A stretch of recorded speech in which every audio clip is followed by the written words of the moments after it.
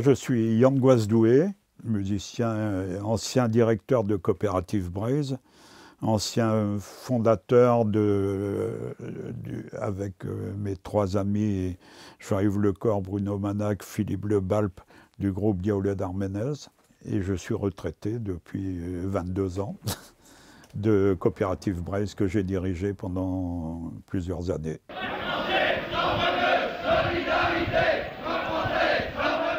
Je me rappelle certainement de l'endroit où j'étais en 1972, puisqu'en 1972, je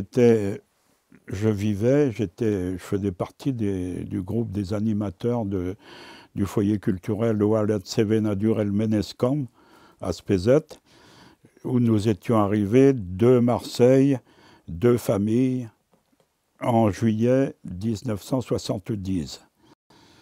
Et 1972, début de l'année 1972, c'était le début de mon activité de diffusion de livres, la coopérative Braise qui deviendra Coop Braise, où je le faisais à titre individuel, et ça a été aussi le début du groupe Diaoulé d'Arménez, donc en février 72. Donc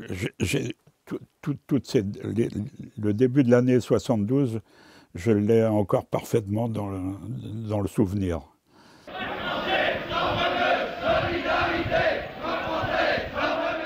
À partir des années 70, et le bouillonnement ne venait pas que de chez nous, venait d'ailleurs, de mouvements, par exemple, syndicaux, qui se sont...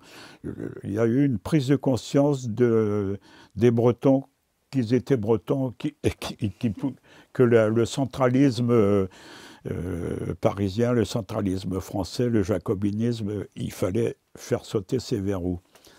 Et donc, beaucoup de choses se sont passées. Il y a eu aussi un mouvement vers l'écologie qui démarrait là, les réflexions antinucléaires, etc.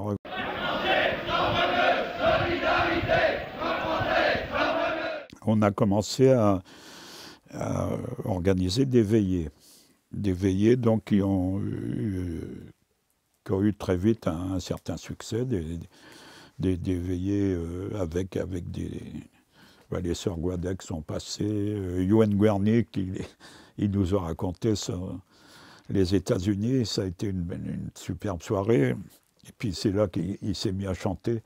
Enfin, il chantait pour sa famille, pour lui, mais il ne chantait pas pour le public. Et c'est des soirées mémorables qu'il y a eu. Il y a eu des gens, des conteurs, même du Pays Gallo, Albert Poulain, Jean-Louis Latour. Il y avait tout le monde culturel traditionnel et populaire on prenait contact avec eux et puis on tâchait de faire une soirée thématique, disons, avec les uns et les autres, quoi. En 71, alors là, ça a été le déploiement de beaucoup d'activités. On a reçu des Irlandais, c'était à la belle saison. On a reçu des Basques qui ont marqué, sont venus 2 fois, des Basques du Pays Basque Sud. Il y a eu beaucoup de stages et de rencontres qui se sont faites à Meneskam. Là, on assurait, disons, le logement pour certains, et puis les repas. On était les hôtes, quoi, de ces stages, qui étaient sous l'égide des organisateurs. Arfals, l'UDB a fait beaucoup de réunions là. Ça a été un bouillon de culture, comme à Meneskam, hein. Il y a eu des concours de sonores aussi, pour ceux qui s'intéressent. Il y a eu des stages de bagade, enfin bon, des choses. Il y a eu beaucoup d'activités liées tout le temps autour de la culture, quoi.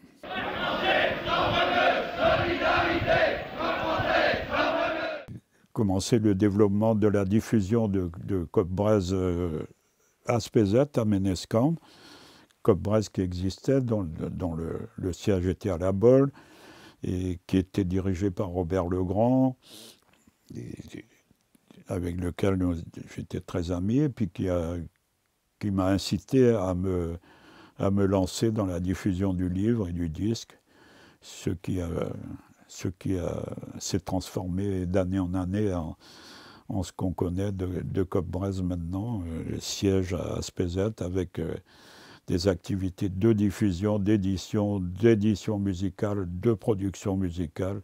J'étais tout seul, mais avec le soutien et les encouragements des petits éditeurs associatifs qui étaient, et puis aussi des libraires qui, pour la première fois, il y avait donc cette demande d'ouvrages, de musique sur la Bretagne, et les libraires, les disquaires étaient bien contents, étaient heureux qu'il y avait quelqu'un qui réunisse un maximum de ces choses-là, puis qui les propose, quoi.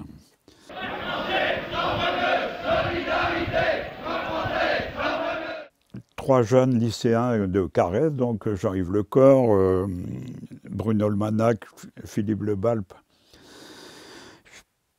ont eu envie de faire quelque chose en musique, au début bretonne et celtique, suite au passage au premier concert de Alan Stivell et de son premier groupe en 71, donc sur toute la Bretagne. Ils sont passés à Carhaix. Ça a soulevé avant l'Olympia de Alan Stivell, il y a eu Alan Stivell parmi les Bretons. Ça a suscité beaucoup d'intérêt. Et donc nos trois lycéens, qui avaient un petit bagage culturel, puisqu'ils étaient dans le Bagad de Carhaix, dans le Cercle. Jean-Yves faisait partie du Bagad. Il y a que Bruno, il n'était pas très concerné par la musique bretonne. Il était très adepte des chanteurs américains, d'expression guitare, ami de Jean-Yves et de Bruno et de Philippe. Il est parti avec eux, puis il a beaucoup apporté ce son-là d'une guitare qui venait pas, qui était loin de ce qu'on connaissait de la musique bretonne, biniou, bombarde et chant. Moi, je les ai connus à ce moment-là. Ils sont d'ailleurs venus me chercher, me demander de participer à leur groupe, parce que j'étais sonneur de tradition de couple, et donc je suis rentré dans le groupe. C'était à l'occasion d'ailleurs d'un concert que nous avons organisé à Ménescamp, où il y avait Johan Guernic qui passait aussi pour la première fois en public, et il y avait ce petit groupe des trois qui étaient en deuxième partie. Et puis voilà, ça a démarré là, et ça a été ensuite le début 72 et Diaoulette, et puis l'écho qu'a reçu le groupe tout de suite dans le public, parce qu'il y avait il y avait une énergie pas connue du tout de ce moment-là, et il y avait un enracinement sur la musique traditionnelle qui faisait que les gens se sont reconnus. Mais c'est ça, et puis en plus, pas de fioriture musicale qui faisait je pense que tout ça, ça a fait que les gens se sont identifiés, quoi, en disant « Tiens, nous, on pourrait faire ça, on a suscité beaucoup de vocations et beaucoup d'intérêt. Et puis, ça a ouvert le Fest-Noz. Enfin, cette époque-là, il y a eu d'autres. Ça a ouvert le Fest-Noz à des jeunes, à un nouveau public. Et puis, je pense que c'est le réveil du Fest-Noz. il y a eu les années de préhistoire du Fest-Noz, et puis il y a eu le grand réveil qui s'est passé à ce moment-là. Pas seulement avec nous et tous les groupes et avec Alan Stivell, qui a la suite sud-armoricaine, etc., qui a intégré beaucoup de danse dans son répertoire, et avec un jeu très moderne, et voilà.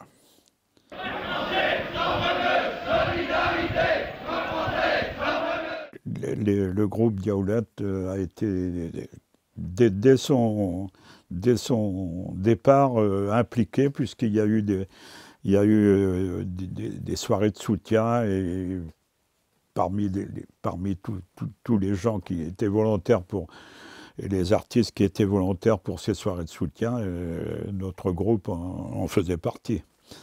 C'était notre premier concert. Il y avait eu une présence à un Fest-Noz un peu avant. Il y avait eu les 3 autres fondateurs du groupe avaient déjà donné un concert à Ménescom, mais c'était en tant que Diaoulad Armenez, on ne s'appelait pas encore d'ailleurs Diaoulad Armenez, c'était le groupe culturel de Ménescom. C'était notre premier concert au théâtre, sur une scène. Et lorsqu'on est passé, avec de la musique à danser, mais avec en face de nous des gens qui étaient assis dans des fauteuils. Et je me souviens très bien, parce qu'on a su que les choses bougeaient, parce que les gens il y a eu un mouvement. Les gens ne se sont pas mis à danser, mais se sont mis à bouger et à sauter presque sur leur siège. On a dit, ça y est, l'énergie, enfin, on s'est dit, beaucoup se sont dit, ça y est, l'énergie est là. Ça, c'était la soirée à Morlaix. C'est l'engouement qu'il y a eu, enfin, c'est en tant que musicien, l'engouement qu'il y a eu vers la musique traditionnelle. Ça s'exprimait pas qu'avec les diaoulettes, ça s'exprimait avec les chanteurs, avec les sonneurs traditionnels. On était sur un petit nuage en tant que musicien. Ça me reste très fort. Le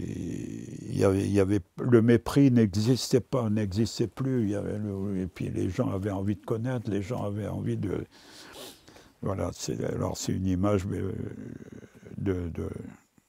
à beaucoup de focales, mais ça, je le sens très fort. Il y avait... les Fest-Noz se développaient, les groupes...